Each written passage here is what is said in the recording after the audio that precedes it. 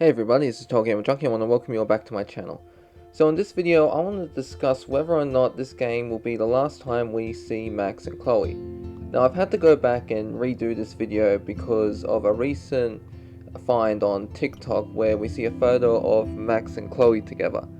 Now I plan to go into more detail about that photo in another video, as well as what the photo wall in the trailer and the TikTok video may mean.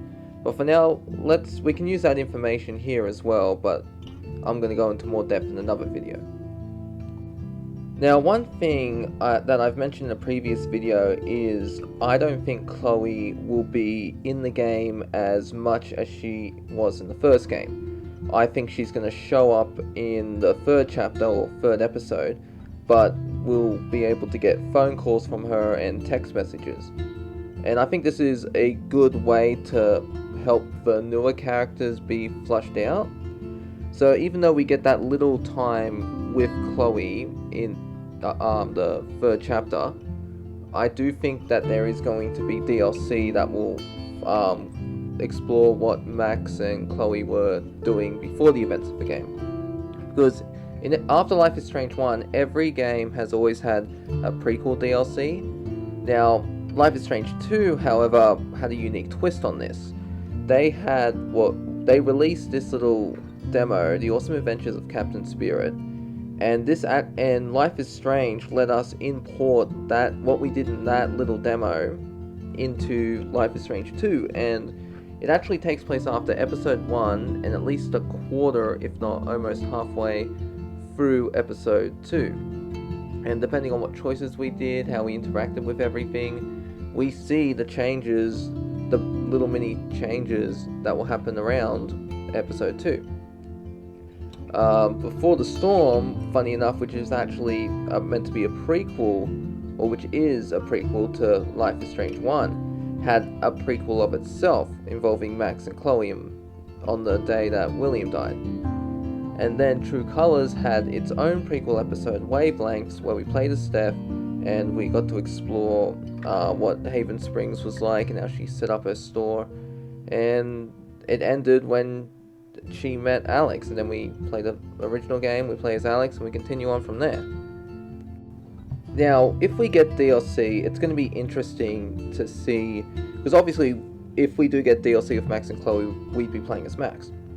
But Max, as you all know, Life is Strange 1 has two endings, sacrifice Arcadia Bay or sacrifice Chloe. And if we're playing as Max, it will be very interesting to see how the DLC will change depending on whether or not we sacrifice Arcadia Bay or sacrifice Chloe.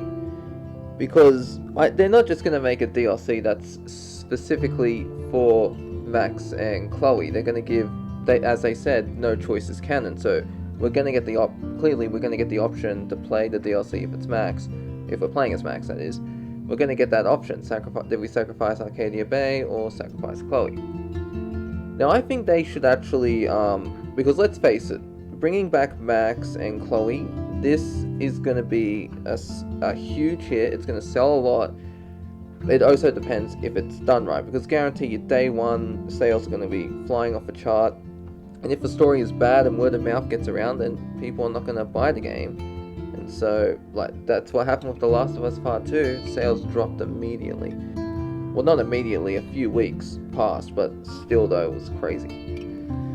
But I have an idea of how this could work, and this is something I hope they do, because let's face it, having Max back and Chloe, they're basically the cash cow of the series. You know, everyone wanted them, and now we got them back.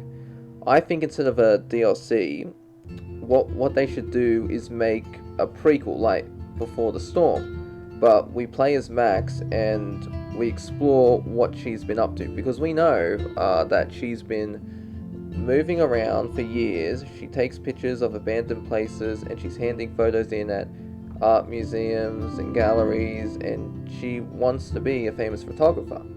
And we know that depending on our ending, she's either going to be traveling with or without Chloe. And I think that difference would be interesting to play, especially it could be this, if they do decide to make it into a prequel game rather than just DLC. I think the perfect way to do it would be Life is Strange 2. Because as we all know, that whole game was basically Sean and Daniel trying to get across the border.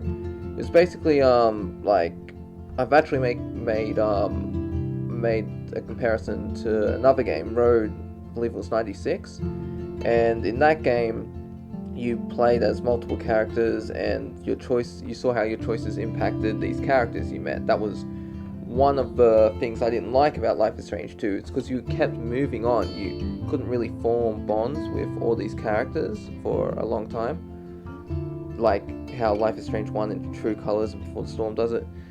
But I think that this would work perfectly with a DLC or a prequel game with Max, because this is what she's doing. She's on the move, she's taking photos, she's meeting new people, and I think that if Deck 9 just leaves it here, doesn't give us something a little more, it would be a big mistake on their part. But then again, we don't know whether they make a DLC where we play as Max, or they make another prequel game. They have to do this with how successful this double exposure will be. If it is that successful, if they truly listen to the fans, then they'd be idiots not to continue to milk this. There's also something I want to bring up too, and it's about the leak that came out about a year or two ago. And it involved around the ending of the game, like not who the killer is and all that, just the way the story structure was. Supposedly the first half of the game was good, and the second half was bad, and that could be why when we pre-order the game, we only get to play the first 2 chapters and not the third. They could be redoing the entire third chapter to make it a lot better for us fans. Now, honestly, I'd rather pre-order and play the game fully than have to wait, but I obviously pre-ordered the game and I'm going to be playing it 2 weeks early. But this is the first time that Deck 9 has ever done this. They held on to one chapter or episode of a Life is Strange game, because normally when you pre-order it, they release all the episodes in one go. So, seems a bit, I don't know, suspicious, or maybe they're just trying to build hype around this game. It could be that they release the first 2 chapters, and then after everything that happens, the hype starts getting even bigger, and so people decide to pre-order the game. Because I know some people, they don't pre-order a game to play it 3 days early or something like that. They'd rather buy the game, like even if it's standard edition or whatnot, and they'll just wait until the game comes out to play it in one go. Because I know a guy that it really frustrates him when game companies do this, because it's like, I bought the game, I want to play it all, like don't want to wait, because if I get too invested, then what? I feel screwed over. So anyways, that's really all I wanted to talk about in this video, just my thoughts and comments. Please let me know what you think in the comments below, and I'll see you on the next one.